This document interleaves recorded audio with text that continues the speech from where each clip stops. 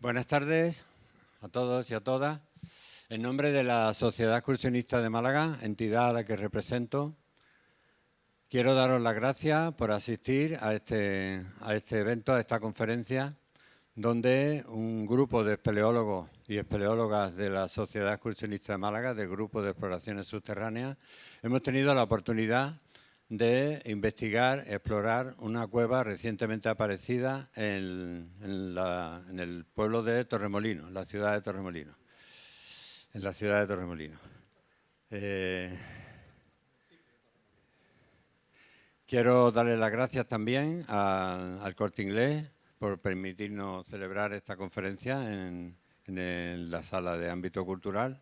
Y sin más, quiero presentaros a José Enrique de Sánchez, miembro de la Sociedad Excursionista de Málaga, del Grupo de Exploraciones Subterráneas de la Sociedad Excursionista de Málaga, a Cristina Pérez, también exploradora y espeleóloga de la Sociedad Excursionista de Málaga, a Sergio Durán, que también es de la Sociedad Excursionista de Málaga, pero él es geólogo. Y quiero también presentaros a Álvaro Mateos, que además de espeleólogo y un gran explorador, con muchísima experiencia en las grandes cimas de la Sierra de las Nieves, es un afamado topógrafo y se encarga de hacer los planos para que vosotros y nosotros podamos interpretar qué es lo que vemos y cuál es el recorrido que tienen las cavidades que exploramos. Sin más dilación, le doy la palabra a José Enrique, que va a comentarnos en qué consiste esa exploración. Muchas gracias a todos y a todas.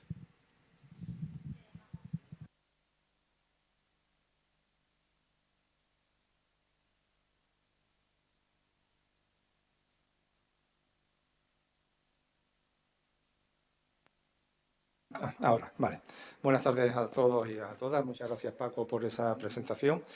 Y saludar especialmente, aparte de los compañeros y personas interesadas por el mundo subterráneo, especialmente a autoridades y vecinos de este municipio, ciudad de Torremolinos, donde se ubica esta cavidad que hemos estado explorando recientemente. Torremolinos. Torremolinos está en la zona suroccidental de nuestro municipio, del municipio de Málaga, y en su parte norte podemos encontrar una extraordinaria atalaya que, aparte de tener una inigualable belleza, desde la misma se puede observar toda nuestra bahía y que se conoce también como la Sierra del Cañuelo. Esta Sierra del Cañuelo y este municipio de Torremolinos pues tienen dos características, digamos, muy significativas para los espeleólogos. Uno es la roca caliza, donde habitualmente se produce el cavernamiento, y otra, pues sus aguas. Torremolinos es célebre y conocida desde tiempo inmemorial por sus fuentes y sus molinos. De ahí Torremolinos y, por lo tanto, una zona para, como decía, para el cavernamiento. Aquí, esto. Aquí.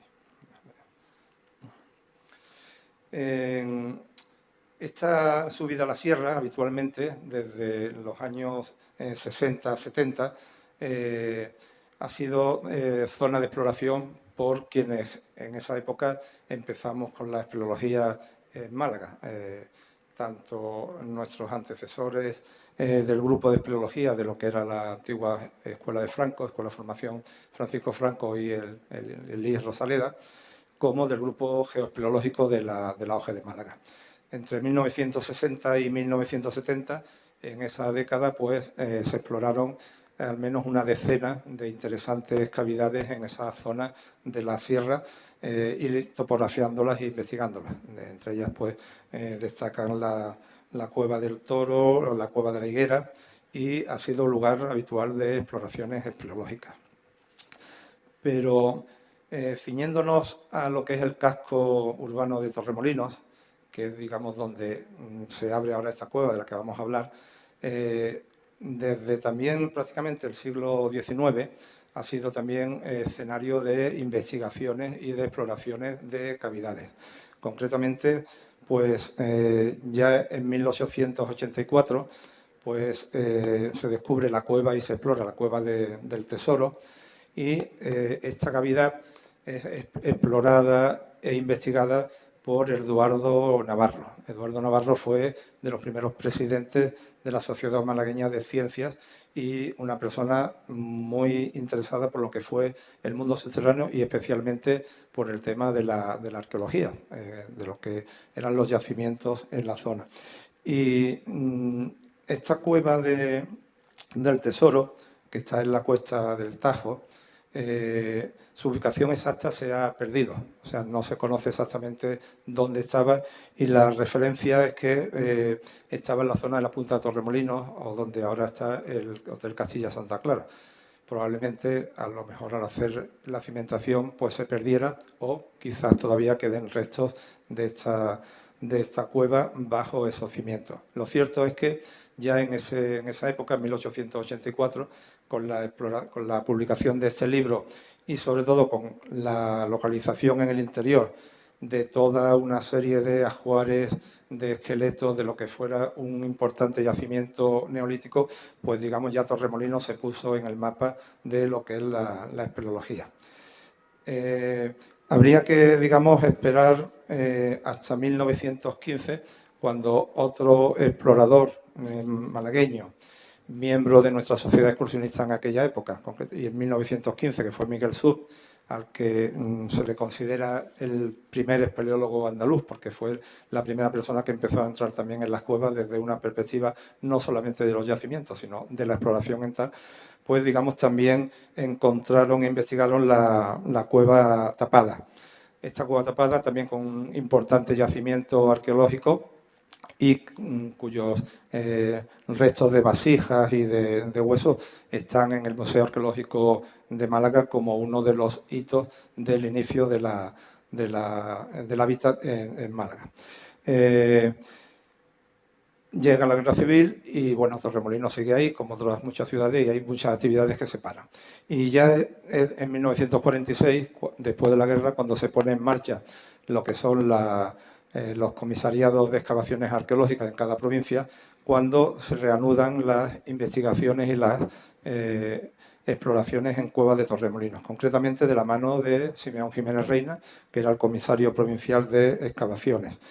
Y él, en un libro que edita, que se llama Memorias sobre las cuevas de Torremolinos, habla de una cueva también en donde hoy está el Centro Cultural Pablo Ruiz Picasso, que era un antiguo colegio de huérfanos, pero desgraciadamente no hay, digamos, vestigios o datos sobre lo que se encontró y exactamente dónde estaba la cueva. Y avanzamos en nuestra época y llegamos al turismo, cuando Torremolinos se convierte en el centro o epicentro del turismo mundial. Estamos ya en la década de los 60 y con este desarrollo turístico pues hay también un desarrollo inmobiliario y de construcción. Eso lleva a que al ir abriendo y cimentando para nuevas construcciones pues van apareciendo cuevas. Y van apareciendo cuevas especialmente en esta zona de la Loma de los Riscos, en la zona más al centro de Torremolinos. Ya nos hemos venido desde la sierra y bueno, pues ahí tenemos el tablao de las cuevas que se abren en el año 1962 con una fotografía de una página que se llama Torremolinos Chip. Y en 1964 hay una familia, la familia Gabernet, son unos catalanes que se están afincados en Málaga, y entonces, bueno, pues también encuentran una cueva cuando van a construir un bloque de apartamentos. Esta familia Gabernet, pues cuando encuentran la cueva, pues primero se sorprenden, se preocupan, porque no saben primero si tiene un valor paleontológico, pero especialmente si tuviera algún riesgo la construcción de los apartamentos que pretendían hacer. Construyen el apartamento y bueno, tienen la idea de dejar la cueva como tal, con un acceso a través de una escalera de caracol y bueno, pues el bar La Cueva se convierte en un atractivo más dentro de lo que es el turismo de la zona. Y ya en 1989, en esta prácticamente finales ya del siglo XX, pues sí que aparece otro importantísimo yacimiento que es en la zona del Bajondillo. Al mismo tiempo, todos los descubrimientos que van apareciendo vienen producto de lo mismo, por excavaciones para cimentación. Pues aquí con los apartamentos Torresol, pues aparece también un importantísimo yacimiento arqueológico que es objeto de estudio por los profesores Ferrer Palma e Ignacio Márquez. Y bueno, pues esto nos lleva a que tenemos que en Torremolinos, con independencia de la sierra, hay una zona prácticamente delimitada por estas líneas que vemos aquí, que cubre todo lo que es la parte del centro, desde prácticamente el Castillo Santa Clara, La Punta, Bajondillo, Loma de los Riscos, hasta el Paseo del Pan Triste. Toda esa es una zona muy propicia para el cavernamiento. Y durante todos estos años pasados han ido apareciendo cuevas, lo que ocurre es que la mayoría de ellas ni nos hemos enterado.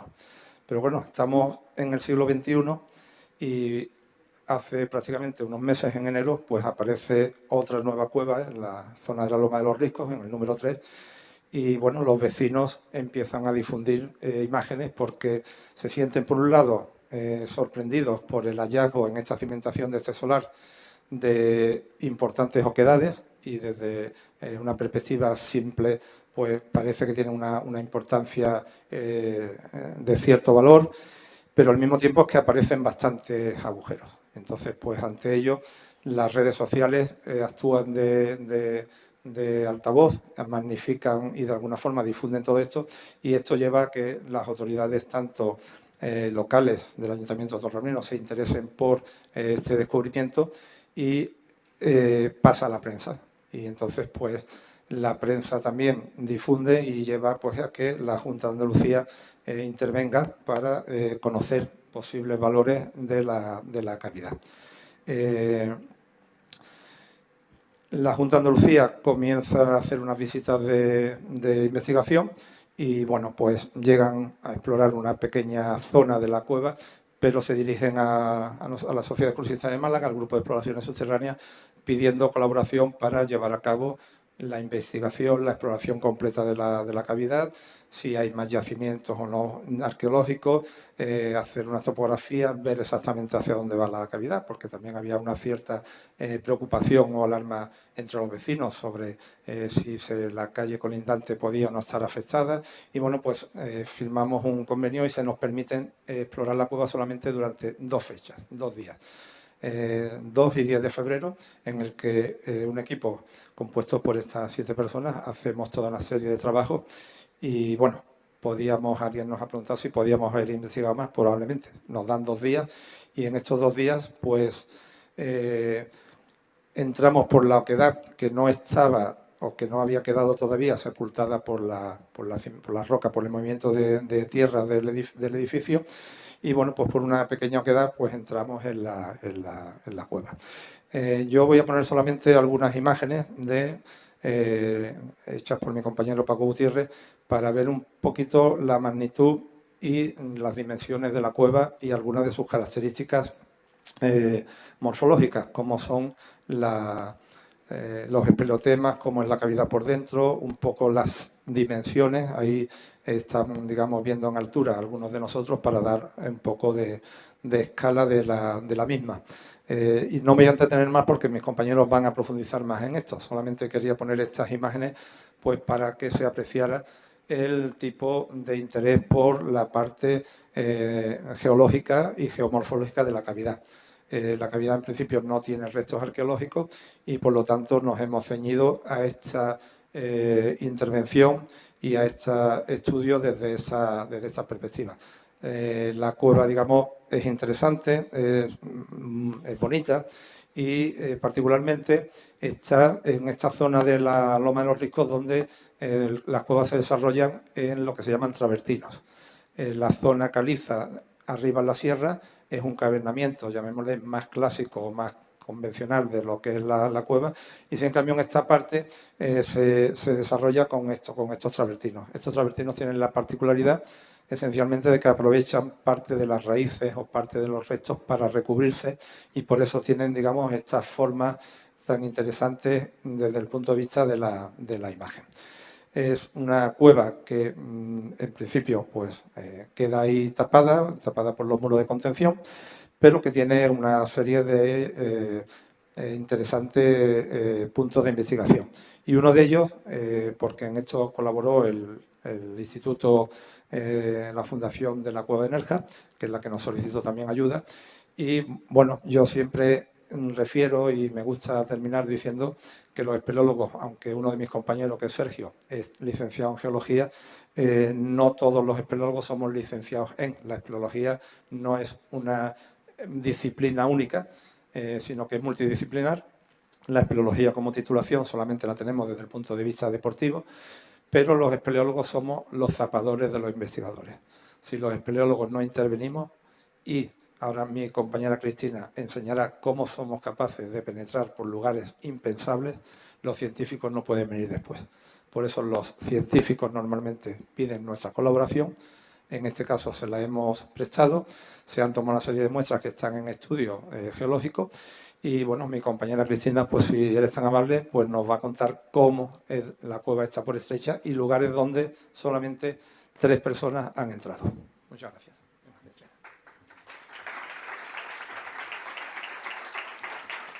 Se está pasando solo.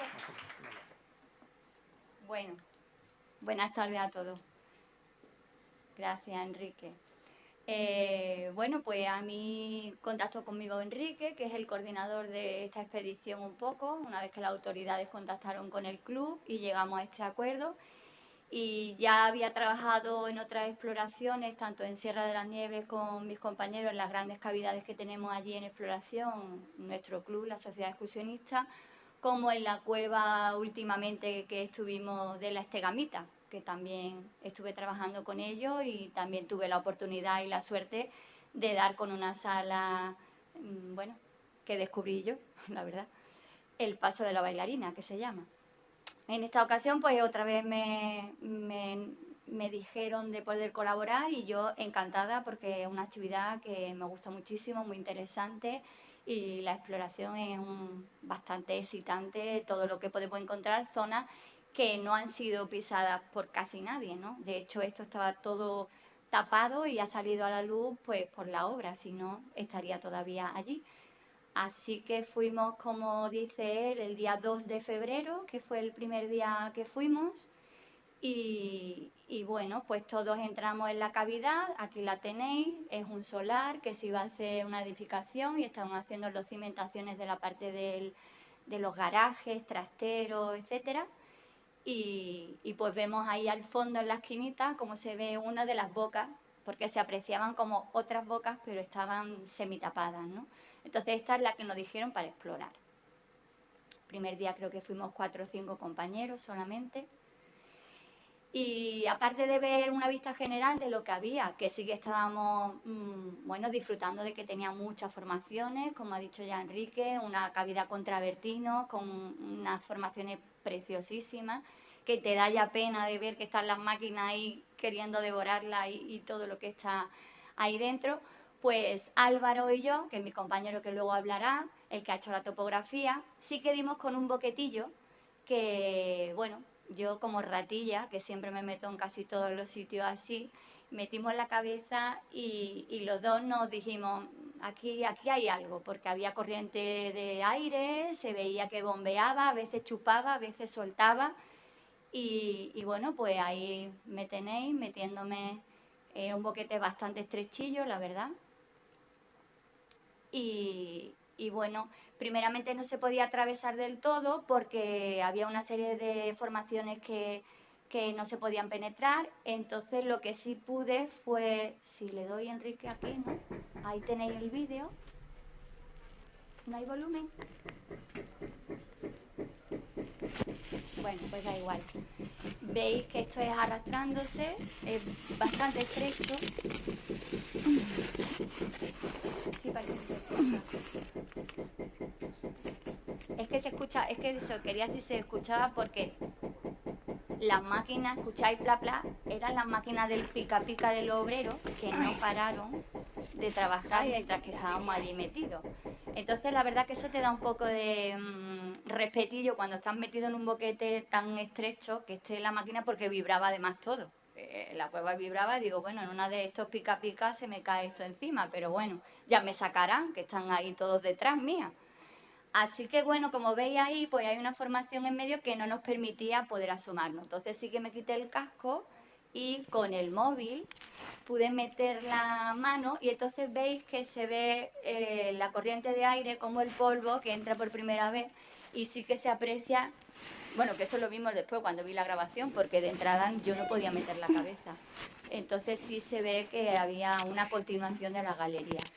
Había como hacia abajo un pozo de unos 4 o 5 metros, ¿no? Más o menos, y hacia el frente seguía un corredor que se veía que había muchas formaciones, la piedra estaba muy brillante, muy virgen, otra zona estaba como más fósil, pero que sí que veía que había continuación.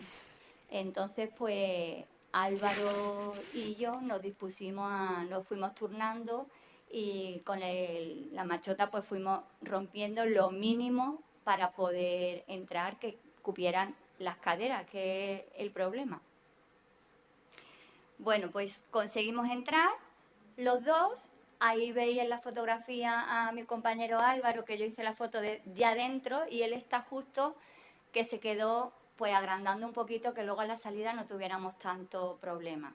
Porque entrar más o menos cuesta abajo, pues la gravedad, pero luego tirar para atrás puede ser un poquito más complicado. Y ya me dediqué yo pues a eso, a investigar un poco la sala. Prácticamente la parte de dentro es más amplia y más grande que lo que vemos fuera y tiene muchísimas formaciones. Esto que veis, la foto vuestra de la derecha, es el suelo que está lleno de antiestalagmitas. Son todos de boquetitos que están en el suelo, cómo se van.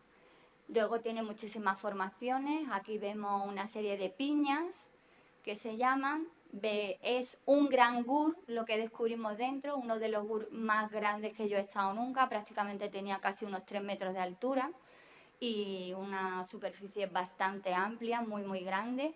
Estaba colmatado el fondo de barro y todo completamente lleno de formaciones. Se ve la parte más oscura, es la línea donde ha estado sumergido tantísimos años y por eso se ha ido formando estas piñas que veis que estaban sumergidas con el agua hasta que el agua poco a poco se ha ido desapareciendo. Incluso algunas piñas, como es la parte del centro, aparecen así con ese rizo tan bonito que yo personalmente no lo había visto nunca en directo, que fuera sí que los tenemos y es la foto que ha puesto Enrique en la portada, que se llaman espatitas.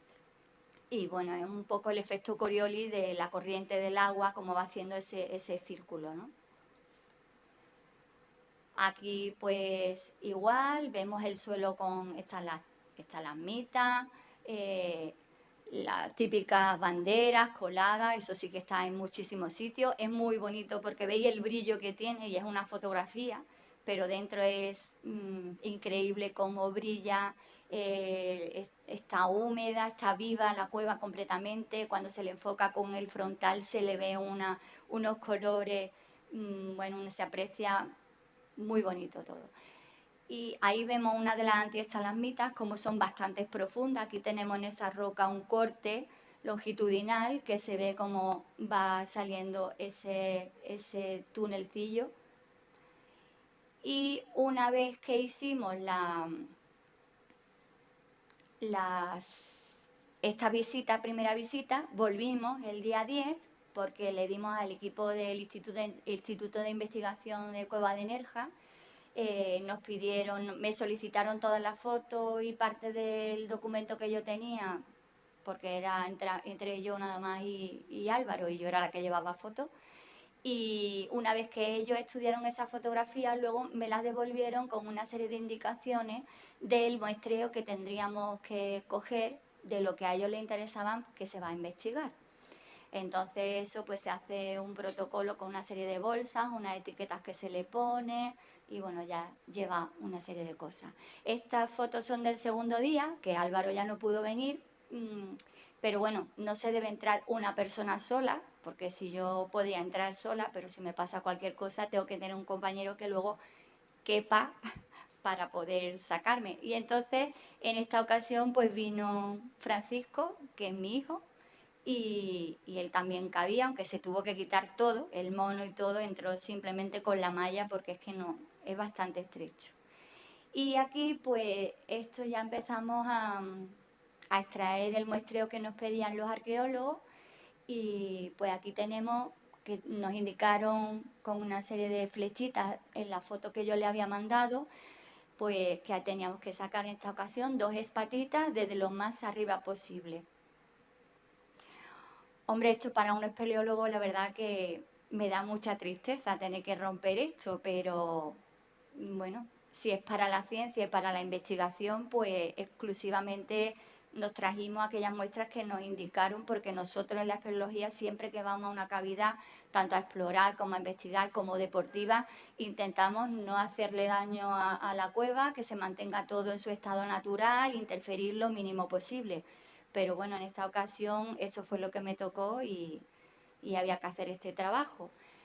Aquí igual, en la otra zona de la parte del GUR, en la parte alta, la piña de la zona superior del GUR, también sacamos una muestra de la pared desde lo más bajo posible, de la parte más baja, y una de las estalactitas no sumergidas, que no hubieran estado en contacto con el agua. Bueno, las estalactitas y las piñas, la verdad que con un golpecito de cincel y del martillo salen perfectas, pero las muestras de la pared, la calcita está bastante dura y además que es piedra dura, dura, dura, que nos costó bastante sacarla. También sacarla sin destruirla, así que no se deshaga, sino sacar aproximadamente pues 4 o 5 centímetros cuadrados de la pared de lo más bajo. En esta otra es una pequeña galería que hay, una vez que entras en el corredor de frente, a la izquierda es un huequecito en el que cabe una persona solamente. Y ahí sí que fue una maravilla cuando descubrimos estas piñas preciosas. Igual, había que coger una de ellas, otra pared de la muestra, otra muestra de la pared de la parte baja y otra estalactita no sumergida.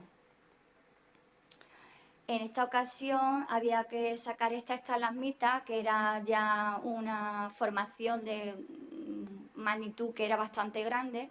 Entonces, pues usamos el taladro, que se le hace una serie de taladros y luego con el cincel y el martillo se termina de rematar despacito para que se extraiga lo que es todo el bloque de una pieza y no se desgrane.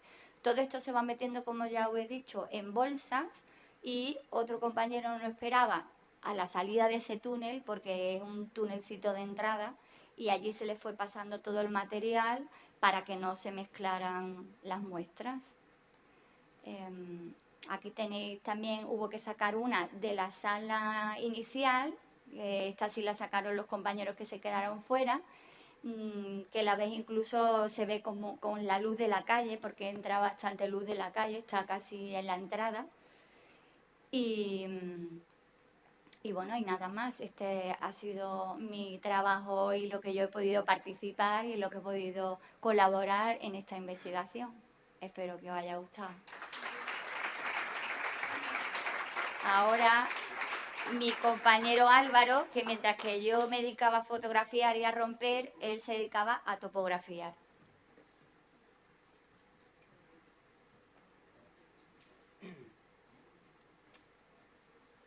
Bueno, buenas tardes. Os voy a mostrar la parte de medición de la cavidad y bueno, que nos da ya un poco una idea de lo que nos hemos encontrado ahí. La forma de topografiar, para el que no conozca cómo se hace la topografía en espeleología, pues usa unos materiales específicos. En este caso, el único instrumento de medición que usamos fue un distanciómetro disto. El modelo en concreto es el Disto X310, que además que tenemos está modificado porque originalmente te mide distancia y te mide inclinación, pero tiene una placa interior que nos permite también medir el rumbo respecto al norte y pasar los datos por Bluetooth a dispositivos como un simple smartphone que podemos tener dentro y mediante aplicaciones pues ir haciendo la topografía in situ. Estas aplicaciones son inicialmente el Topodroid, que nos sirve para tomar los datos y hacer los cálculos iniciales a través de Android, móviles. El Key 3D, que es una aplicación adicional en la que ya dentro de la cavidad podemos ver la estructura tridimensional de la cavidad. Luego usamos para ordenador la aplicación Visual Topo, que ya es más cómoda en otra interfaz distinta y nos solemos entretener más, hacer cálculos más complejos. Y por último, para la topografía convencional, pues se hace el dibujo sobre Adobe Illustrator, o se ha hecho en esta ocasión. ¿Vale? El método de topografía es pues, el itinerario topográfico, que es ir cogiendo puntos, el camino por el que vamos pasando, y por medio de esa referencia respecto al norte, un ángulo, el ángulo de inclinación y la distancia, vamos enlazando puntos A, B, C, D por los que vamos pasando. Luego desde ahí, desde esos puntos, podemos tomar más datos. Podemos radiar hacia los lados para medir pues, la anchura de una sala, la altura que tiene, datos que nos interesen. Una de las radiaciones más importantes que se hacen son las secciones de la galería. Hacemos un corte, sacamos, digamos, una loncha de la cavidad en la que medimos la altura, ancho derecha, ancho izquierda, distancia abajo, y eso pues, nos va sirviendo para darle volumen y para darle aspecto luego en la topografía convencional. Y para esta topografía convencional, que es la más detallada, finalmente, pues hay que tomar muchos datos, croquis y anotaciones que se hacen a mano alzada en la propia cavidad, anotando pues si hay estalactitas, estalagmitas, si hay gurs, qué tipo de formaciones hay, si hay desniveles, la inclinación, rocas destacables, etcétera. Entonces, inicialmente lo primero que tenemos pues una sencilla planta, en este caso, vista desde arriba la cavidad, con el programa informático, bueno, pues ya vemos la anchura que hay, las longitudes, con nuestra escala referida ahí. Y esta cosa sencillita es lo que nos sirve como base para la compleja topografía convencional, que es la que nos da, digamos, todos los datos. La topografía convencional principalmente, bueno, fue planteada por Rogelio Ferrer y Enrique Sánchez, que hicieron todo lo posible hasta el paso estrecho que ya no se pudo pasar y entonces se completó con los datos que tenía yo de Topo 3D, que se había hecho en un ratito, porque esa, la Topo 3D es más sencilla, y añadimos los datos que recordábamos que pudimos recopilar para dar detalles. Me señala especialmente Rogelio, que es quien ha hecho el dibujo, que los datos que hay aquí, de estalactitas, estalagmitas que he referido, no se ha querido poner tantos como realmente habría, porque hay tantas formaciones que aparecería negra la cavidad, no se vería nada. Entonces ha puesto un poco más donde está más cargada, pero sin querer recargarla demasiado. Entonces, yo distinguiría tres zonas por morfología un poco diferentes. La sala inicial, en la que hay mucho relleno travertínico, todos esos tubitos de origen un poco vegetal, recubierto por carbonato, etcétera, y está muy cargada.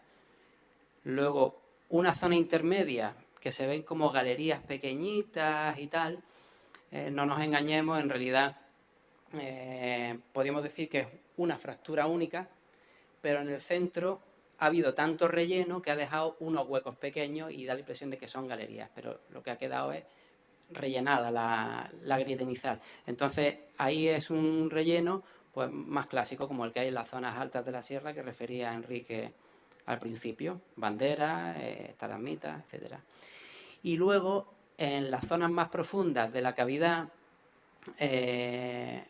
vemos que no hay tanta formación, hay bastante, pero no tanta, y que hay unos grandes gurs, que son las marmitas en las que ha habido agua mucho tiempo y han aparecido formaciones diferentes sumergidas y además las dos zonas tienen la misma cota exactamente, lo que hace sospechar que hay un nivel de base donde acabaría la cavidad. No puede profundizar más porque ahí ha habido un material impermeable que es el que ha impedido que se escapara el agua. Esta topografía sería, digamos, de perfil, ya no estamos viéndola desde arriba. A la izquierda tenemos la topografía convencional y a la derecha, como se ve, digamos, un poco más robótica, es la de 3D. Esta es la 3D vista desde el lado contrario. Vemos la sala inicial, que tiene bastante volumen, el paso estrecho justo después, que es muy chiquitito, luego una grieta con cierta verticalidad, que prácticamente está unida a la sala del final. La sala del final tiene unas dimensiones importantes. Tenemos, mientras que el paso estrecho apenas cabe una persona tumbada, pueden ser a lo mejor 30 centímetros o 40, esta sala tiene 7 metros de alto, 7 metros de ancho y unos 12 de longitud. Y el Gran Gur lo ocupa todo y está a una cota de 2,90 metros sobre el nivel de base. Es tremendo, tremendo, muy grande. Como datos espelométricos más destacados, pues el desarrollo total es 66 metros, la cavidad es pequeñita, o lo que podemos ver actualmente, porque aparte de lo que se haya podido romper con la construcción, posiblemente esa grieta era más larga, pero está sellada por la cantidad de formación que lo ha tapado todo, y eso ocurrirá también en la otra dirección. 66 metros es lo que hay visitable actualmente, y la distancia desde la entrada hasta el punto más lejano, el recorrido es 40 metros, pero en línea recta 34 metros. Tiene una profundidad de 11 metros y un desnivel total de 13 metros y medio, porque hay 2 metros y medio desde la boca hasta la parte más alta, que está en la sala inicial. Y un volumen aproximado, según el programa Visual Topo, el del ordenador, que nos calcula de algo más de 1000 metros cúbicos. En relación al dato anterior, ese del nivel total, se nos presenta una duda que le puede preocupar siempre a autoridades, ayuntamientos, constructores, que es cuánto de cerca está la superficie, la cueva, qué riesgo hay de colarnos dentro construyendo. Entonces se generó una estación virtual en el punto más alto de la sala inicial, que es ese puntito rojo, para ver a qué altura estábamos, a qué distancia. Y se midió el vial que hay fuera, la avenida de San Francisco, y se hizo aquí una sencilla restitución de la superficie y encontramos eso, que hay 3,3 metros de distancia desde el punto más alto hasta la avenida San Francisco. Bueno, eso en roca, pues es sólido, es bastante, es suficiente, pero tampoco es tremendo, estamos relativamente cerca. Y aquí está pues, uno de los datos más curiosos, que es cómo está la cueva respecto a la organización. Pues la sala final está debajo de la piscina. Está a cierta profundidad, son 7 metros o algo más de distancia. Y por las fotografías que hemos visto y lo que vimos in situ de otras bocas en las paredes del contorno de la parcela, y la morfología que sabemos de los travertinos, podíamos suponer cuál es la estructura de lo que había ahí. Y podía ser algo así. Una serie de grietas más o menos paralelas, más o menos rellenas, por algunos sitios estarían como originalmente con poco relleno, por otros sitios estarán totalmente selladas, paralelas y con algunas pequeñas galerías perpendiculares que excepcionalmente podrían conectar algunas de esas grietas, pero yo lo veo que sería excepcional o improbable, y esa sería aproximadamente la estructura. Y yo con esto ya no me extiendo más y le doy paso a nuestro compañero Sergio, que os dará datos geológicos más exactos.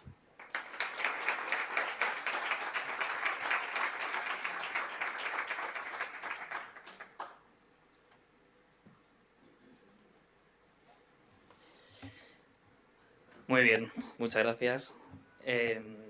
Autoridades, compañeros del grupo de exploración y amigos que estáis aquí presentes. A mí me gusta mucho esta charla de hoy porque hemos escuchado unas perspectivas muy técnicas, muy deportivas, de lo que es la espeleología, que es precisamente una ciencia y un deporte. Y como tal actividad, pues también tiene sus perspectivas científicas. Y un poquito lo que me toca a mí ahora es hacer estas pinceladas científicas, concretamente de la geología. La primera parte va a ser un poquito de la geología del entorno de la cavidad y luego daremos algunos matices geomorfológicos de la propia cavidad. Y empezando con el tema, llevamos bastante rato hablando de los travertinos y de las cuevas en los travertinos, pero primero tenemos que saber qué son los travertinos. Y como geólogo eso yo creo que es uno de mis principales deberes. Los travertinos son un tipo de roca sedimentaria de carácter carbonático, es decir, está compuesto principalmente por carbonato cálcico. Se producen por precipitación química del carbonato mediante un agente imprescindible que es el agua. El agua cargada en ese carbonato cálcico, muy condicionado por la temperatura y por la presión, es lo que nos da como resultado esos travertinos. Y debido a que el agua en la naturaleza tiene muchas características, podemos encontrar también distintos tipos de travertinos en función de aspectos como la presión y la temperatura. Aquí tengo un mosaico de 4 imágenes muy famosas de travertinos en el mundo. El primero de ellos es unos travertinos en Turquía, que están caracterizados por presentar unas aguas con mucho termalismo. El segundo de ellos es el producto nacional, son las lagunas de Ruidera, que presentan edificios travertínicos asociados a agua superficial y agua subterránea. El tercero de ellos es los travertinos de Alájar, en Huelva, que son producto de agua únicamente subterránea. Son travertinos asociados a manantiales. Y el último de ellos sería prácticamente un pecado no mencionarlos, que son los travertinos de Tivoli, en Roma. Se llama así precisamente porque los travertinos viene del latín de lapis tibertinus, la ciudad de Tíber, que es el antiguo nombre que tenía Tivoli. Pues conociendo un poquito los varios tipos de travertinos que hay presentes en la naturaleza y además los que hay presentes en España, tenemos los travertinos de la Sierra de Mijas, que es precisamente esa gran sierra que se encuentra sobre el municipio de Torremolinos. En la Sierra de Mijas tenemos aquí que lo que os presento en esta diapositiva es un mapa geológico en el que aparecen representados todos los edificios travertínicos que hay en la zona. Vemos que tenemos algunos edificios travertínicos o algunos travertinos en la zona sur de la sierra, también tenemos algunos en la zona norte. Concretamente, los que tenemos en la zona de Torremolinos se trata de los que se encuentran a cotas más bajas de toda la Sierra de Mijas. La Sierra de Mijas, es todo lo que aparece en color azul en este mapa, es un acuífero carbonático, es decir, es una roca carbonatada, como los travertinos, que además tiene la capacidad de almacenar agua. Y eso es bien conocido en la sociedad tanto de Torremolinos como en la sociedad malagueña. Y como tal, como acuífero, como roca cargada de agua, presenta zonas de drenaje preferencial, zonas en las que el agua puede salir a la superficie. Los travertinos, precisamente, son una evidencia geológica de que existen esas zonas, que existen esos manantiales o esos antiguos manantiales que proporcionan agua, que proporcionan un lugar para que el agua subterránea salga a la superficie. También tenemos otras evidencias, no solo las geológicas, de la riqueza y de la enorme diversidad hidrogeológica que presenta el municipio de Torremolinos. Uno de ellos es el conocido paraje de los manantiales, que se encuentra en Torremolinos. Aunque actualmente los manantiales que se encontraban en la Sierra de Mijas y en el municipio de Torremolinos se encuentran secos, como su estudio en algunas tesis doctorales que han sido realizadas en la Universidad de Málaga se ha demostrado, sabemos que a lo largo de la historia reciente han tenido actividad hidrológica, han tenido agua. Por lo tanto, podemos delimitar temporalmente la dinámica del agua subterránea. Pero además es posible delimitar temporalmente esos travertinos. Los estudios que hemos realizado, las tesis doctorales que se han realizado, nos han permitido alcanzar hasta un periodo de tiempo determinado. Pero el estudio geológico de los travertinos nos permite ir más allá. Existen algunos trabajos tradicionales como este, realizado también por algunos de los integrantes del Grupo de Exploraciones Subterráneas de la Sociedad Excursionista de Málaga, que nos indican, además de otros estudios que se han realizado en la Universidad de Málaga, que mediante el uso de técnicas geoquímicas para la determinación, para la datación de esos travertinos, como pueden ser Electric Spin Resonance o la datación mediante uranio torio o la datación de los aminoácidos presentes en los travertinos, podemos determinar que en el entorno de Torremolinos existen travertinos que tienen entre 20.000 y entre 160.000 años antes del presente. Esto, geológicamente, corresponde al Pleistoceno, que es una de las etapas del Cuaternario, que es el periodo actual en el que nos encontramos nosotros. Y es muy importante conocer esto porque son indicadores paleoclimáticos. Mediante el conocimiento de cuándo se formaron estas rocas, sabemos que pueden corresponder a distintos periodos, cálidos o fríos. Con esta gráfica que os presento aquí, sabemos que los travertinos de Torremolinos se encuentran principalmente en lo que denominamos estadios isotópicos 3, 5 y 6. Los impares corresponden a periodos fríos y los pares a periodos cálidos. Por lo tanto, como indicadores paleoclimáticos, nos ofrecen mucha información tanto de la dinámica climatológica del pasado como la del futuro. Entrando más en concreto en los travertinos de Torremolinos, en el mapa que aparece a la izquierda podemos encontrar que alcanzan el mar. La punta de Torremolinos es parte de ese gran edificio travertínico. Concretamente, y mediante el estudio de la secuencia temporal de estos travertinos, sabemos que son polifásicos, que se han construido en distintos eventos. Además, sabemos que tienen formas o morfologías distintas. Concretamente, los edificios de Torremolinos presentan una morfología denominada Pool Dam Cascade, que traducido al español sería algo así como lagunas, presas y cascadas. Nosotros, los geólogos, a esto lo denominamos como facies o morfologías. Y una de las características principales de este tipo de facies y de morfologías es que presentan una gran abundancia de cavidades que se denominan singenéticas. ¿Y qué son las cavidades singenéticas? Muy bien, pues tradicionalmente en el mundo del karst y de la espeleología se conocen dos grandes tipos de cavidades, producidas por epigénesis, que es el karst tradicional, el karst gravitacional, y por hipogénesis, lo que se conoce como karst desde abajo, donde la disolución se produce mediante flujos ascendentes. Una característica que tienen en común estos dos tipos de karst es que la edad de la roca es distinta a la edad de la formación de la cavidad. Sin embargo, en la singénesis, la formación de la cavidad es sincrónica, ocurre a la vez que la formación de la roca. Cavidad y roca se forman al mismo tiempo. Y esto se produce principalmente, precisamente por las cascadas.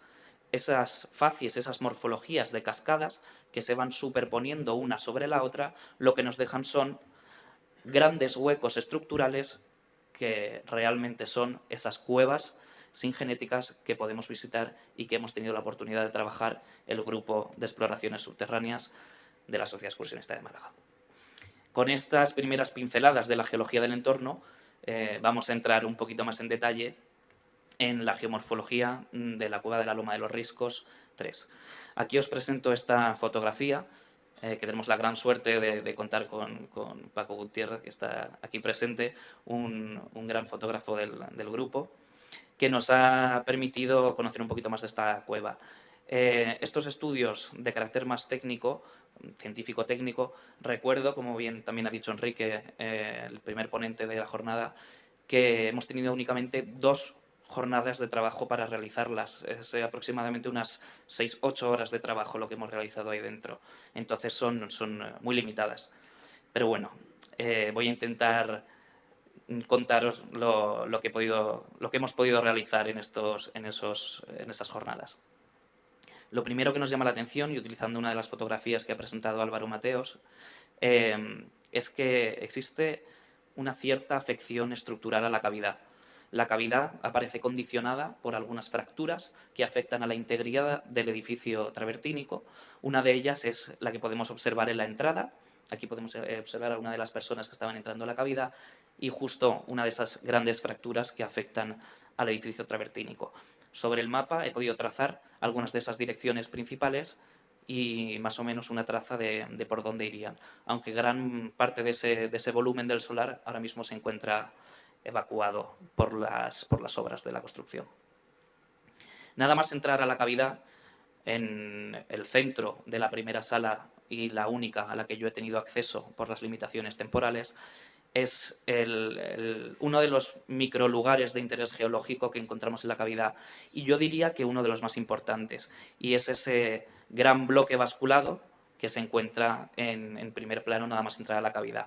Aquí tenemos una de las fotografías en la que podemos observar ese gran bloque que se encuentra en segundo plano, detrás de Enrique y de mí, que somos las dos personas que estamos en la fotografía. Y este lugar es de interés porque se encuentra estrechamente vinculado con la fracturación. Estas evidencias, este microlugar de interés geológico, es un gran apoyo para establecer la secuencia espaciotemporal de la cavidad, su evolución, de tal forma que podemos determinar la formación de ese bloque, la formación de espeleotemas en el bloque, la rotura de ese bloque, el basculamiento o el momento en el que se giró ese bloque y la posterior formación de espeleotemas encima de ese bloque. Por lo tanto, sabemos que los espeleotemas que se forman en la vertical y han sido basculados nos pueden contar un poquito, nos pueden dar detalles sobre la dinámica de la zona. Podemos establecer distintas zonaciones en la cavidad y, entrando un poco más en detalle respecto a lo que ha hecho mi compañero, podemos determinar una zonación lateral, únicamente en la primera sala a la que yo he tenido acceso, donde encontramos dos zonas muy diferenciadas. Las hemos denominado como zona A y zona B. En la zona A, es la más cercana a la parte noroeste de la cavidad, encontramos el dominio de los espeleotemas, donde se encuentran grandes coladas, grandes espeleotemas, con un claro aporte de agua en el sentido noroeste-oeste. Y la zona B, donde se encuentra el dominio de los travertinos, que se caracteriza por presentar una gran verticalidad, con un predominio de esas formaciones verticales producto de esa superposición de facies cascada de los travertinos. Y ahora voy a introducir un pequeño detalle que es uno de los aspectos más importantes tanto de un espeleólogo como de un geólogo, que es el cuaderno de campo. Sin el cuaderno de campo nosotros no podríamos trabajar. Es donde hacemos croquis, es donde apuntamos todas nuestras observaciones y es lo que finalmente nos llevamos a casa junto con las fotografías que realizamos. En esa libreta yo tuve la oportunidad de realizar dos secciones, que son estas dos, en las que se pueden interpretar ciertos detalles. En la que tenemos más a la derecha podemos interpretar la existencia de un nivel freático o de una especie de lago en la que podemos diferenciar una zonación vertical de los espeleotemas.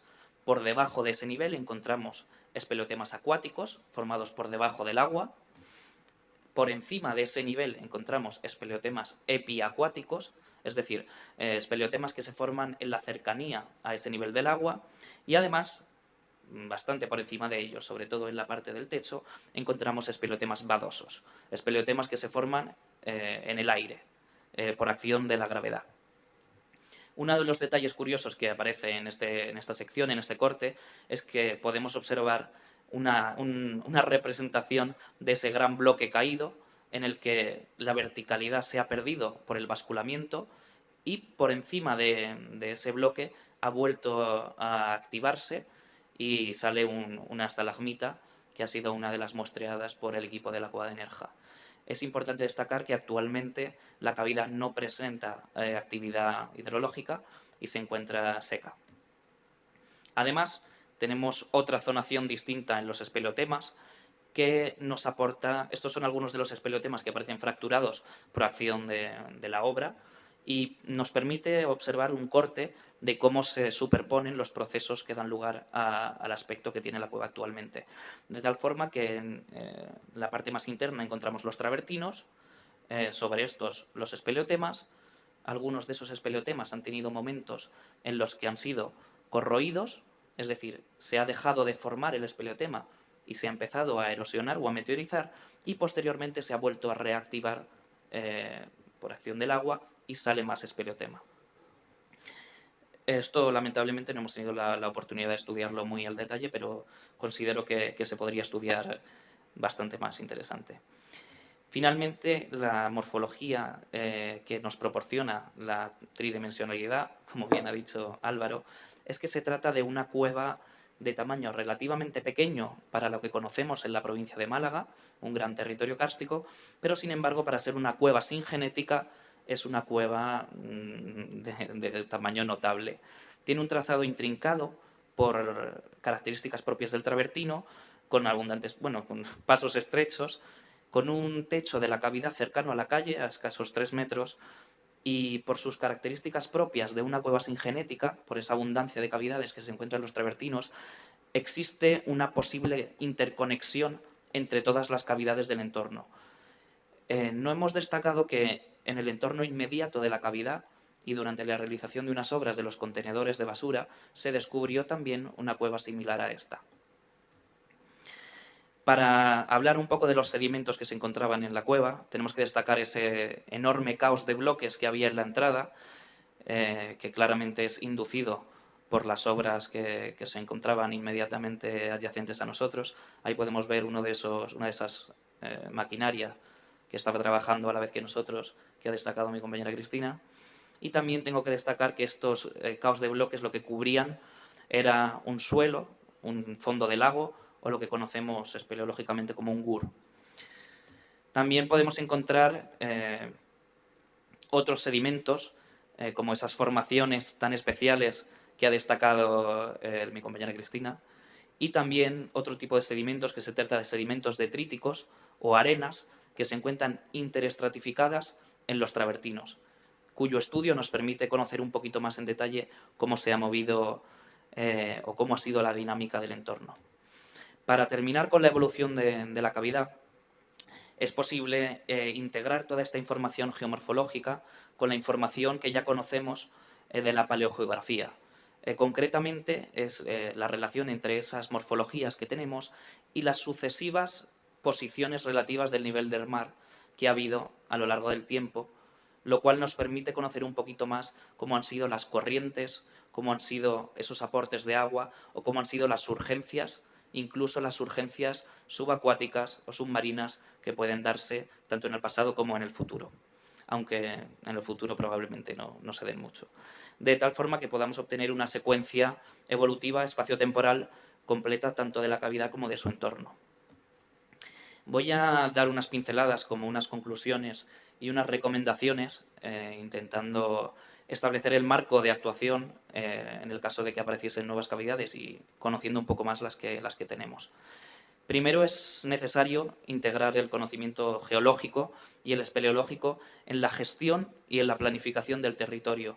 Eso es fundamental para el desarrollo de zonas urbanísticas como la que estamos hablando, como el municipio de Torremolinos.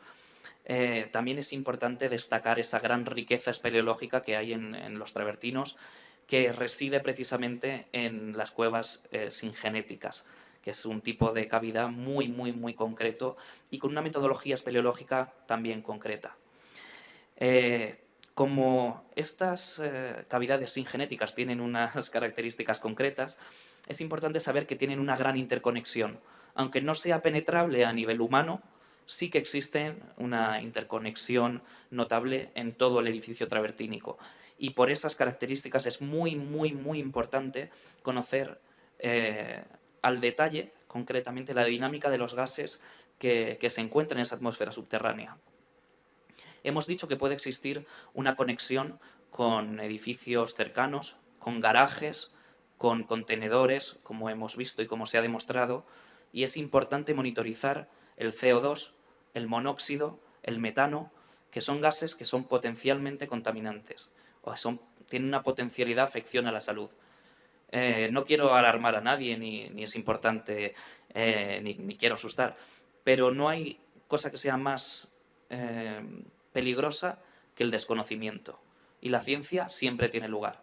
Y en casos como este, tanto en la espeleología urbana como cuando existe la posibilidad de que haya esa interconexión, consideramos la sociedad científica que son estudios necesarios.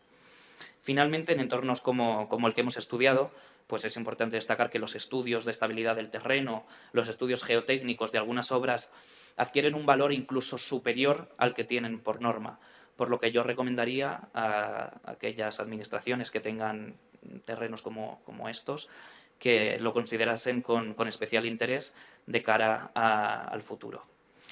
Pues con esta fotografía del equipo de investigación y del equipo espeleológico quería terminar agradeciendo que nos escuchen, que se ponga en valor la actividad que realizamos desde el grupo y un poquito de conocimiento de lo que es tanto la espeleología como la espeleología científica. Finalmente invito a mis compañeros a la mesa para que podamos cerrar la sesión y resolver a las posibles preguntas que tengan. Muchísimas gracias.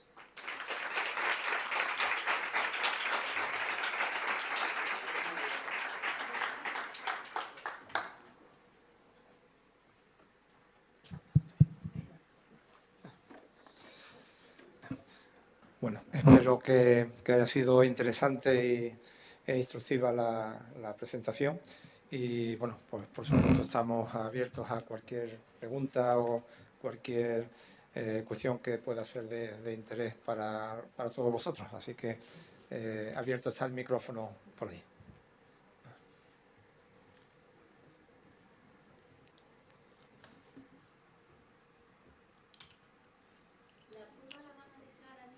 Un momentito, tiene allí un señor que va a hablar y ahora le doy la palabra a usted.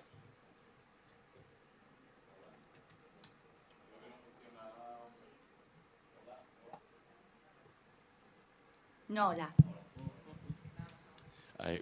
Bueno, lo primero, muchas gracias por la presentación, porque la verdad que es que ha sido interesantísimo las 4 partes, las 4 ponencias. Y pues por saber un poco, no sé si habrá habido antecedentes de colapso de edificios o de algún tipo de estructuras en Torremolinos o algo que sirva de precedente, pues para tener un cierto tipo de cuidado con este caso, por ejemplo. Bueno, que yo conozca, colapsos no ha habido. Otra cuestión es que los pudiera haber habido, que como bien decía Sergio, que es más experto en temas de geología, habitualmente, y bueno, yo por mi actividad profesional que tengo también en relación con constructoras, sé que hay unos parámetros de los estudios geotécnicos en función de una serie de catas, en función de una serie de metros. Pero no es la primera ocasión, y no ha ocurrido en Torremolinos, donde si esas, digamos, medidas mínimas son de 25 metros, pues que resulte que entre 25 y 25 haya una cavidad.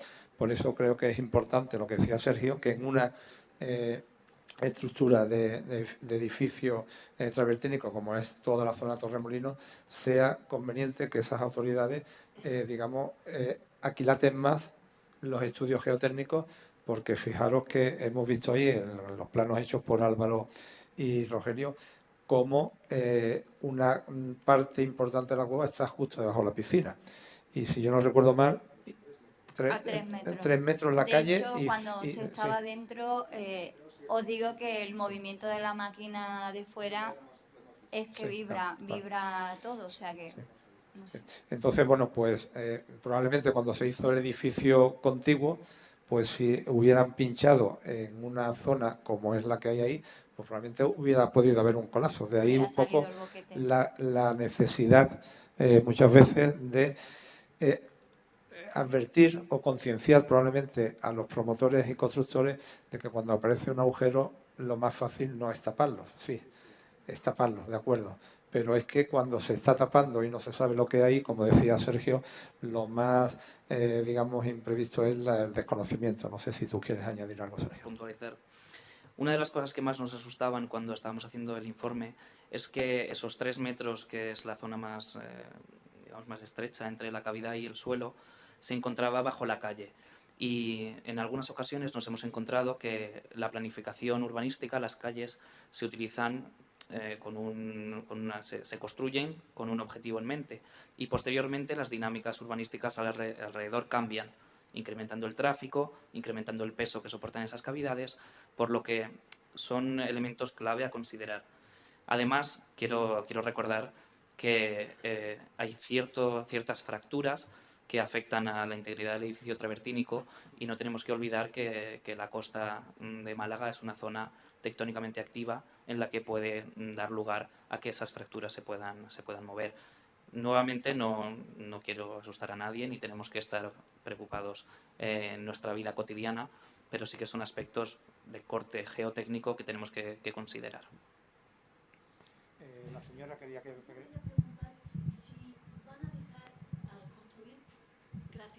Si al construir van a dejar cerrado la entrada a esta ruta o va a tener acceso en algún momento si ustedes quieren seguir estudiando. Como la construcción ahí es de aparcamientos y trasteros, digamos, la previsión, que no sé ahora mismo cómo está la obra de avanzada, es de hacer el muro pantalla perimetral para esos aparcamientos y trasteros. Le planteamos en las dos únicas visitas que pudimos tener, le planteamos al director de obras y a la inspectora de cultura la posibilidad que, al igual que se ha hecho en otros edificios de toda España, que se dejara una puerta, un acceso, una reja o un acceso cerrado o tal, pero digamos que pudiera permitir seguir investigando, porque como ha dicho Sergio, nosotros prácticamente es que hemos tenido nada más que 2 mañanas y 3 o 4 horas en cada mañana. Además, en la sala interior, lo que yo pude investigar, pero sí que hubiera hecho falta hacer un par de escaladas, que hicimos alguna porque tiene más altura, pero no dio tiempo a más. Entonces nos comentaron que la previsión es que no, que iban a hacer el muro pantalla y cerrarlo. Sí, lo he visto que estaban construyendo o lo estaban tapando. Claro, yo vivo a 5 metros. Ya. Entonces yo le... Pues no vaya usted a la piscina.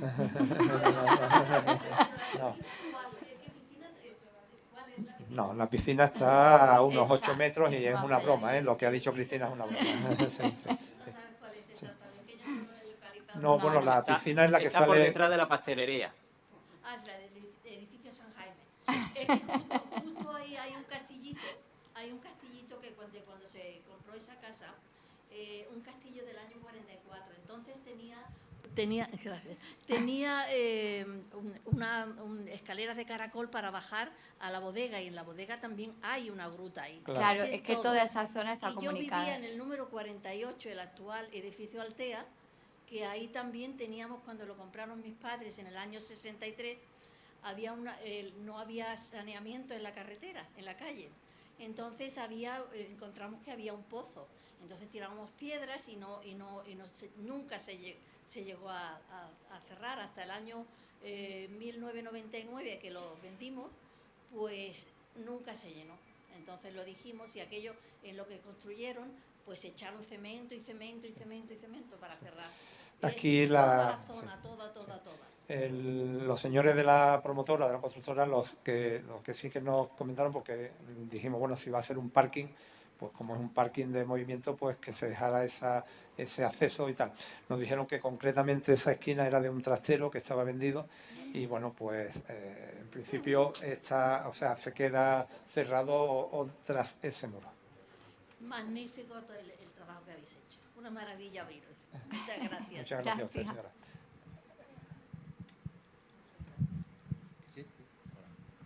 Hola, buenas tardes, perdón. Bueno, primero felicitaros a todo el equipo por vuestra extraordinaria labor y bueno, por lo que a nosotros nos toca, que nosotros somos de Torremolinos y además algunos representantes institucionales que hemos tomado y tomamos nota de todo lo que habéis comentado, que es harto interesante y sobre todo que yo creo que nos toca, por lo que a nosotros nos toca, además de concienciación, la prueba es que estamos aquí y también, por supuesto, pediros la colaboración para seguir trabajando en el estudio de esta cueva y de otras que pudiesen aparecer, ¿no? Porque como hemos comentado antes, lo extraño es que en esta zona no aparezcan, ¿no?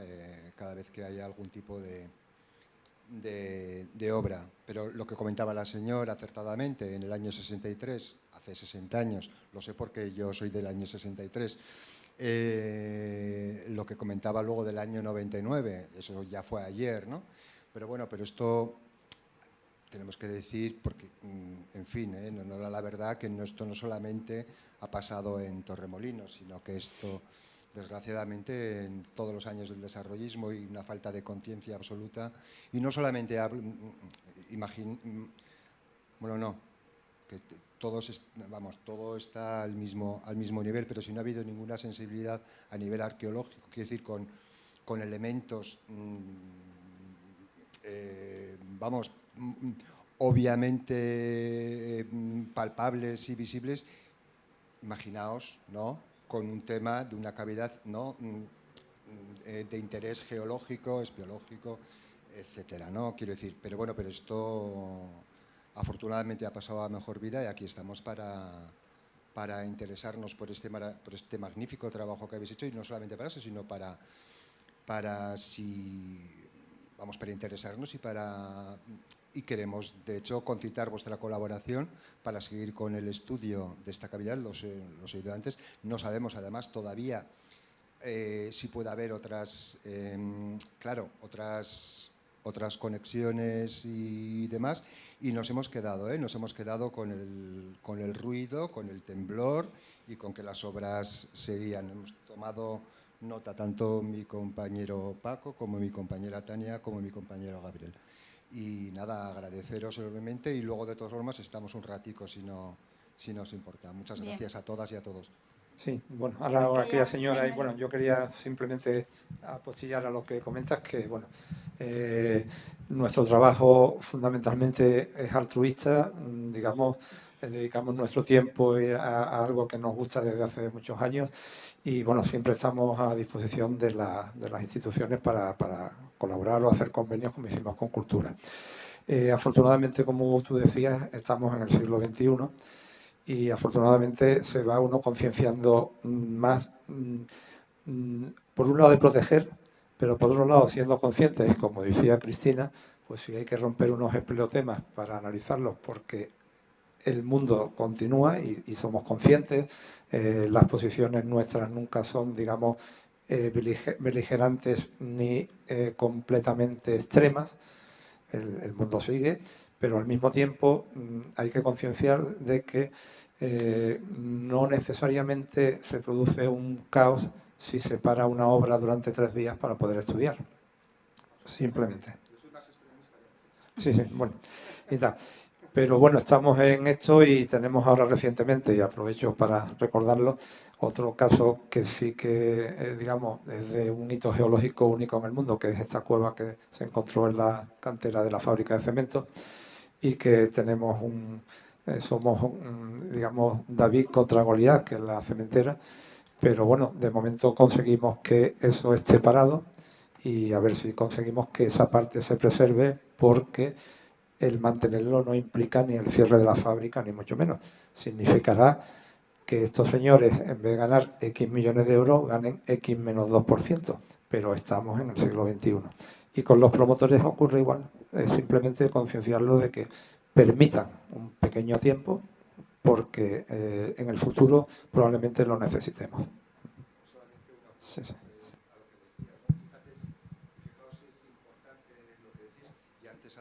Y antes lo habéis comentado, ¿no?, que precisamente han sido los vecinos de Torremolinos, que decir, ahora ya hay efectivamente, y en este caso, así como para otras cosas es una cloaca, en este caso no, el tema de las redes sociales, ¿no?, que en este caso sí que contribuye en este y en otros descubrimientos, en otros yacimientos. Y sobre todo que ahora en la ciudad de Torremolinos es una ciudad absolutamente concienciada, es una ciudad comprometida con su riqueza, en este caso por su riqueza geológica y todos los yacimientos, que son muchos en Torremolinos, y que desgraciadamente, en tu introducción lo has dicho de una manera absolutamente explícita, es que se han perdido verdaderas joyas. Quiero decir, ahora estoy hablando, yo Yo soy un modestito historiador, ¿no? Estoy hablando ya como desde la conciencia de la arqueología, en fin, ha sido un desastre. Pero bueno, efectivamente antes tú lo has dicho, ¿no? Se trata efectivamente de que si hay que parar, estudiar y ver qué se hace, pues se para, se estudia y vemos lo que hace. Afortunadamente, efectivamente, estamos en 2023. Muchas gracias. Sí, había una señora Enrique, sí. si me disculpan, sé que hay alguien que quiere hacer una pregunta ahí. Me disculpo porque yo me voy a tener que ir, que tengo una reunión que no puedo evitar ahora.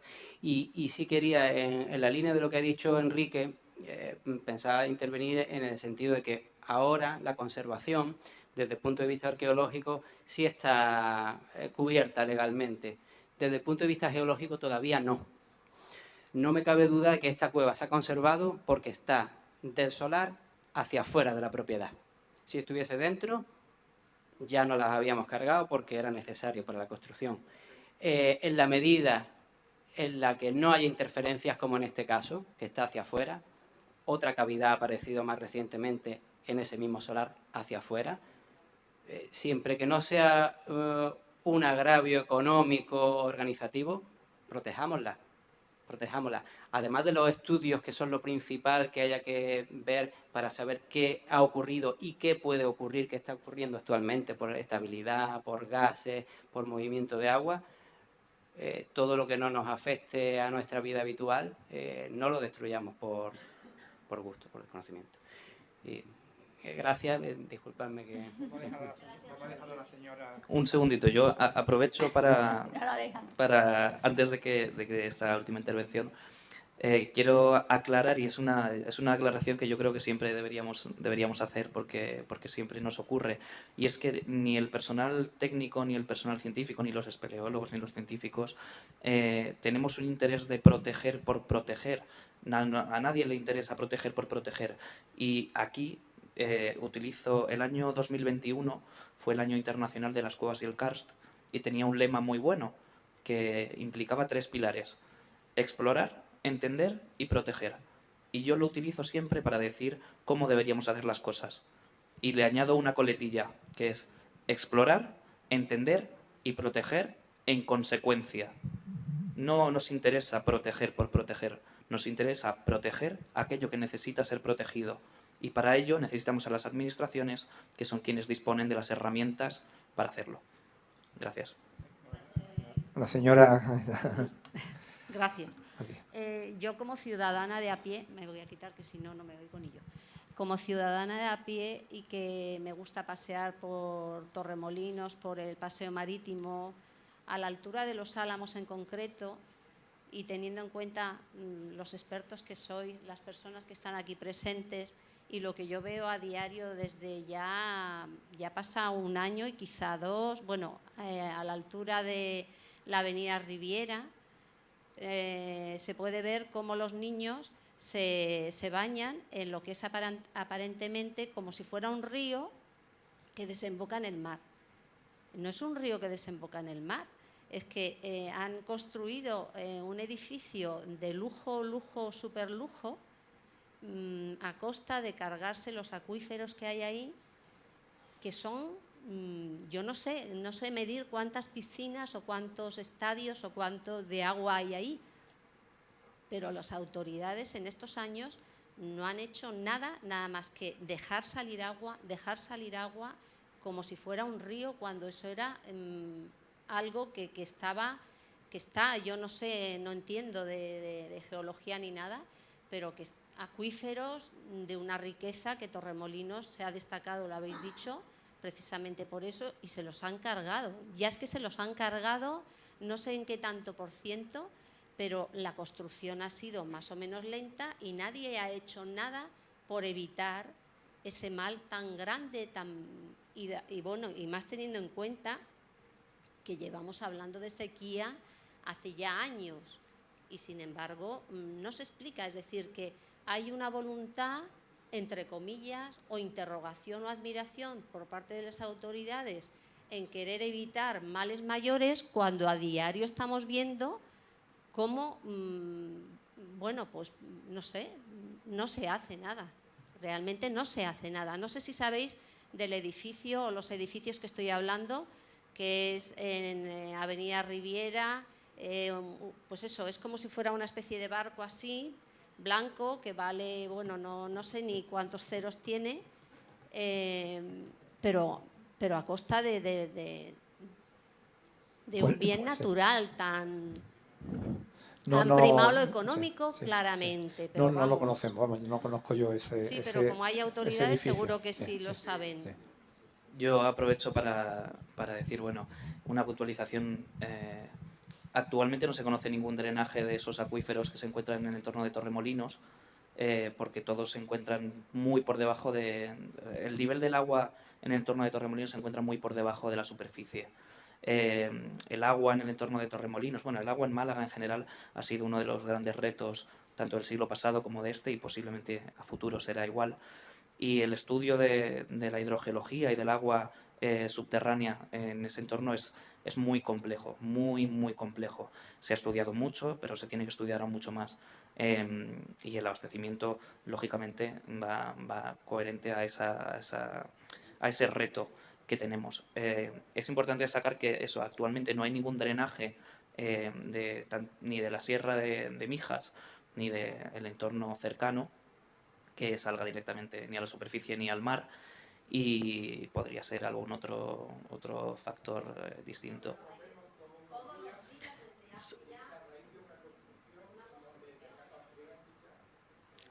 Puede ser que el origen de esas aguas sea un origen distinto.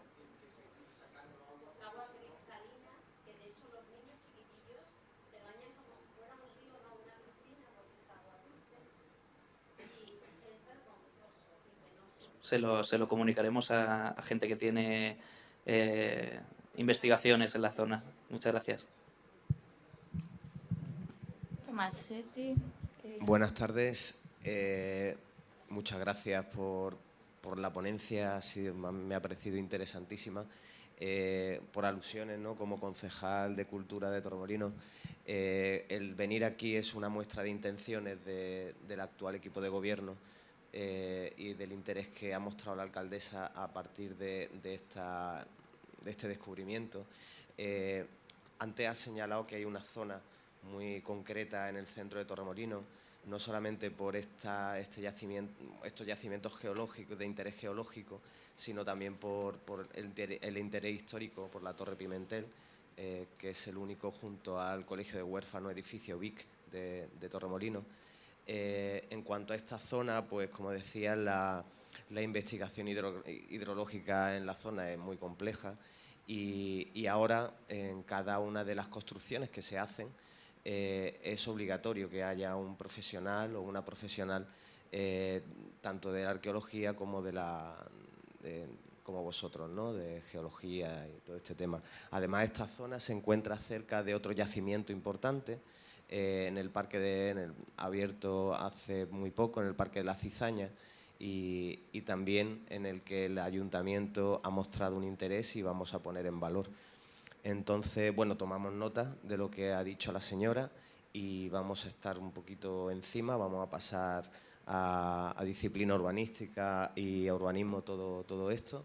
Y nada, como decía al principio, es una declaración de intenciones el venir aquí para tomar nota, para que a partir de ahora las cosas se empiecen a hacer bien. Como decía mi compañero, miembro de la Corporación Municipal, pues lo que intentamos es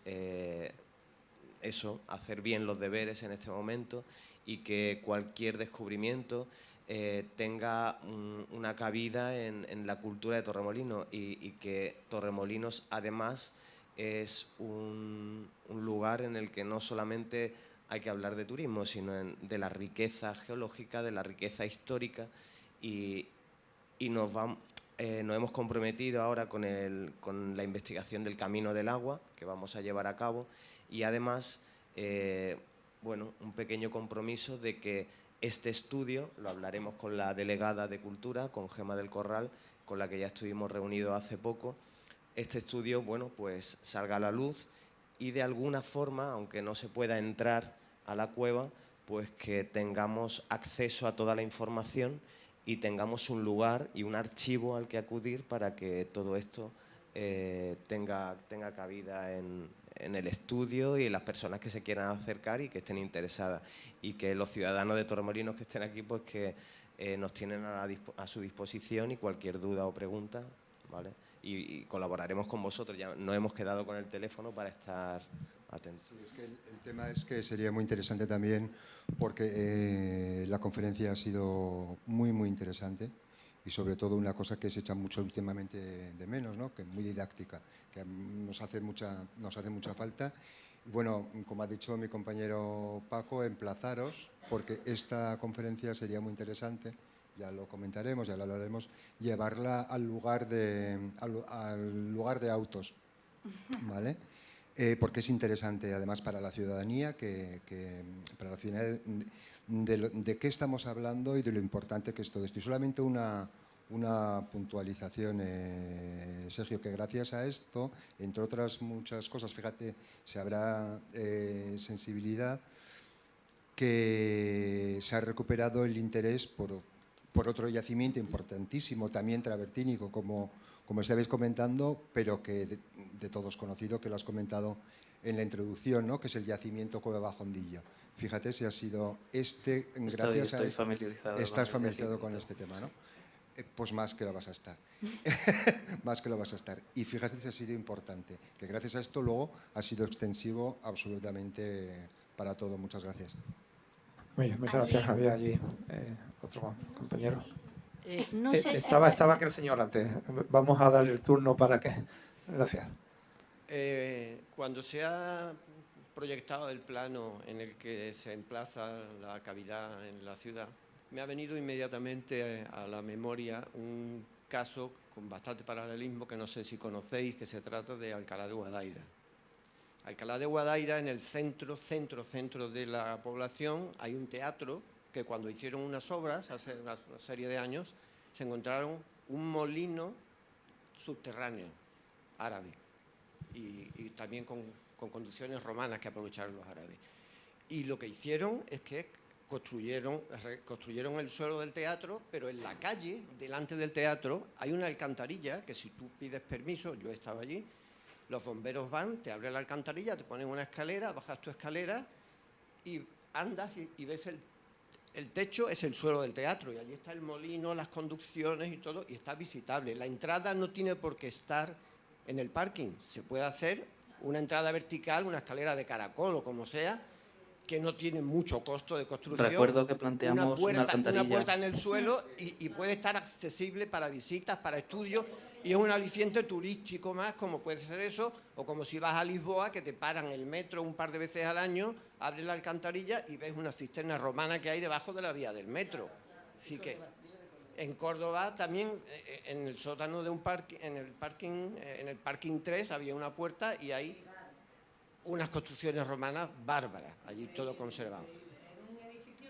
Que no hay que quitarle el trastero a ese señor que ha pagado, que se puede hacer un acceso vertical con una alcantarilla en la calle, como ha hecho Alcalá de Guadaira, que no es precisamente el ayuntamiento más rico de España, que la inversión no es grande. Sí, aquí lo que ocurre es que, como decía antes, creo que ha sido Sergio, ha sido Álvaro, en Andalucía tenemos una ley de patrimonio, pero al patrimonio arqueológico, que permite, digamos, actuar de una manera más o menos inmediata cuando hay evidencias. Pero no tenemos ley de patrimonio de geología o naturaleza.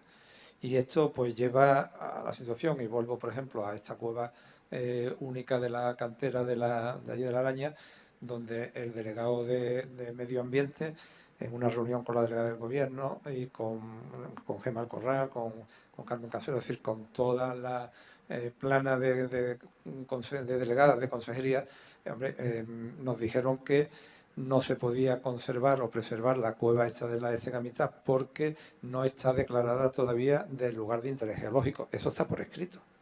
Eso está en un documento escrito que nos entregan. Entonces, claro, decimos, bueno, entonces lo que no esté declarado no se puede conservar. No, perdona, hay digamos que poner mecanismos también para estudiar. Mientras que no se estudie, pues usted para. Y eso es, digamos, una de las cosas. Y con esto del trastero, pues claro, como la cueva no tiene digamos, yacimientos arqueológicos, pues bueno, pues ni murciélagos, pues las, si digamos... hubiera habido un murciélago por lo menos. Pues entonces, claro.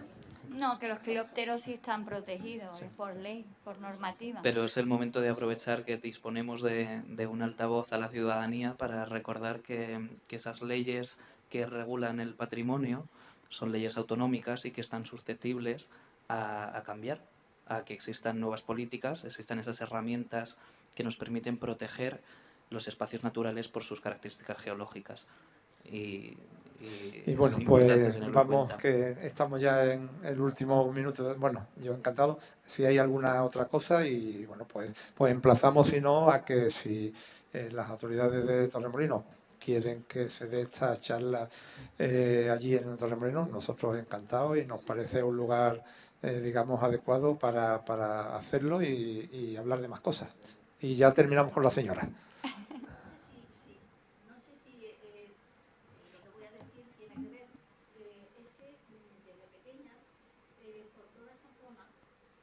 Cuando llueve, el agua baja como un manantial, vamos, que de hecho eso seguía y desembocaba al mar.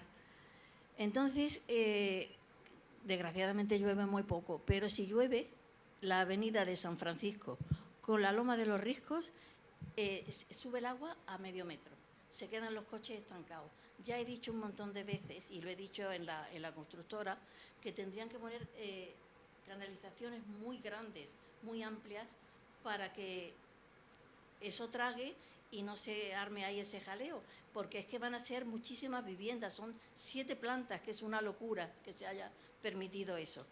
Bueno, aparte, es que cuando eso empiece a funcionar, va a ser un gran problema si llueve, pero muy grande, y nos puede afectar a nosotros, que vivo en el edificio Alcaid, que me coge más cuesta abajo. Bueno, yo creo que eso es precisamente lo que estábamos diciendo de la importancia y la relevancia que adquieren los estudios de carácter geológico en entornos como este. Precisamente hoy he visto que justo en la esquina han descubierto otra gruta grande, justo donde da la esquina, donde están los ahora mismo.